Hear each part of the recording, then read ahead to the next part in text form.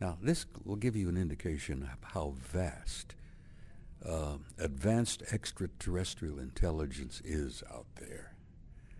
Now, I know you've done your homework, and I know that the astronomers and the scientists have concluded that, what is it, the latest figure? 400 billion stars in our galaxy, 400 billion galaxies in the known universe, and out of that, the minimum number of incredibly advanced extraterrestrial civilizations is now well over 10 million. And some of them, Ross, are could be 1,000,000 years ahead of us in evolution. And they do indeed have an organization, and they do indeed work together. And those advanced races are basically peaceful because with their technology they have to be peaceful. And they're trying to help us, and we're a bunch of rowdy kids in the slums, as it were, out here on the edge of our galaxy. And they really are, apparently, from the evidence we've had, that they're trying to assist us to make this transition. And your government, as well as mine, has known that for some time. And so I'm not surprised that the British government has closed down its research and is beginning to release some of their classified material, but I will tell you straightforward that they have not released the real good stuff. Now, Nick Pope said the same thing, and he said there's stuff there that seems to have been missed from the files. But let's take a step back to last year and the Vatican. Again, it seems very apt timing that the Vatican should announce we should all love our alien brethren. What do you make of that particular statement, bearing in mind they have their own observatories and they seem very, very interested in the subject matter?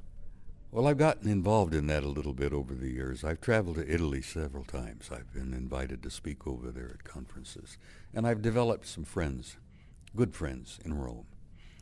And a number of my associates and good friends are affiliated with the Vatican.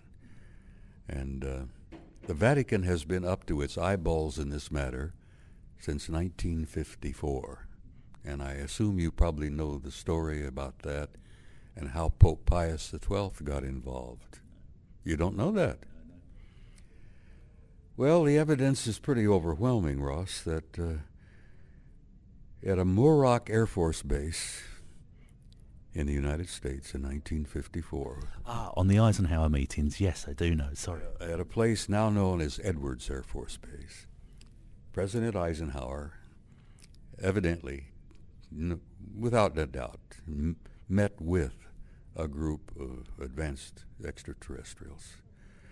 And in that party that was there, and there was a party of a couple hundred people, Eisenhower and a number of his staff, an archbishop from Los Angeles by the name of McIntyre, and scientists and Secretary of State was there and all.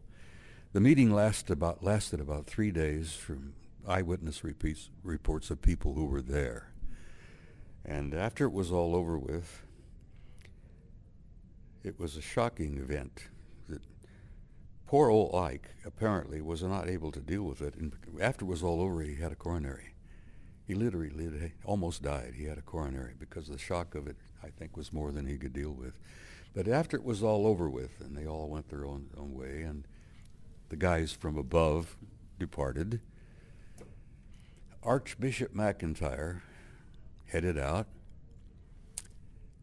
Little devil scrambled off and got into an airplane and immediately flew to Rome. Now, he had been told that this was classified, you can't talk about it, that, we can't begin to release this. The impact of this would be dynamite. And McIntyre, I assume at the time, said, yes, I understand, yes. But he scurried out and got into a plane, flew to Rome, and briefed the Pope, Pius XII. And the Vatican has apparently been involved with this from the very beginning. I mean, from 54 at least. And there has been even a creation of an organization in the Vatican called SIV, I can't remember exactly. And it's an organization of Jesuit scientists that have been monitoring for the Vatican the whole phenomenon since 54.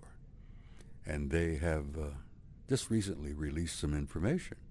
You know, you hear little bits and dribbles from time to time that His Holiness has decided that if there is indeed extraterrestrial life, that they too are children of God, you know, and they're brothers of ours, and there's really no threat.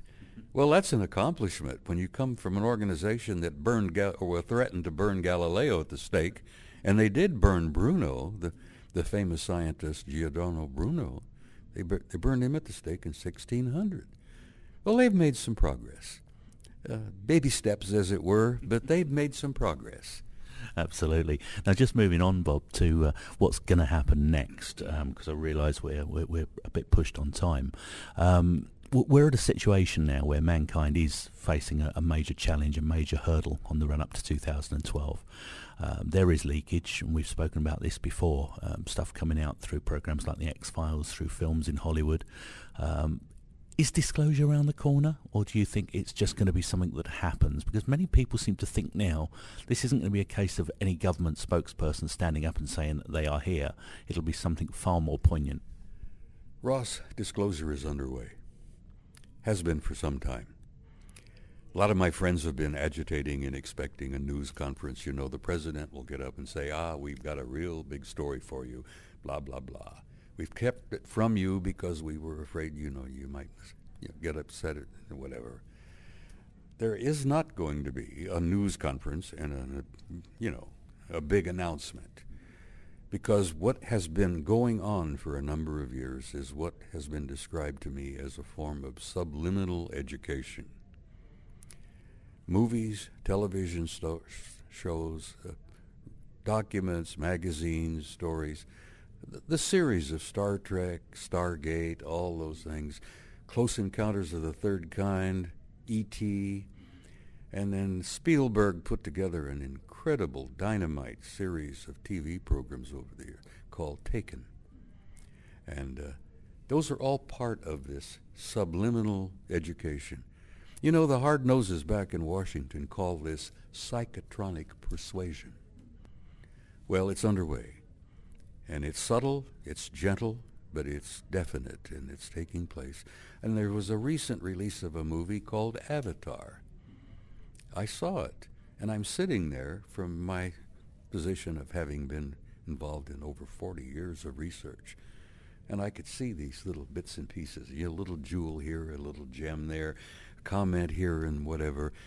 Avatar is part of that subliminal educational process. Now that is your disclosure. It's underway. It's been taking place, and you're going to see, I think, more intensity.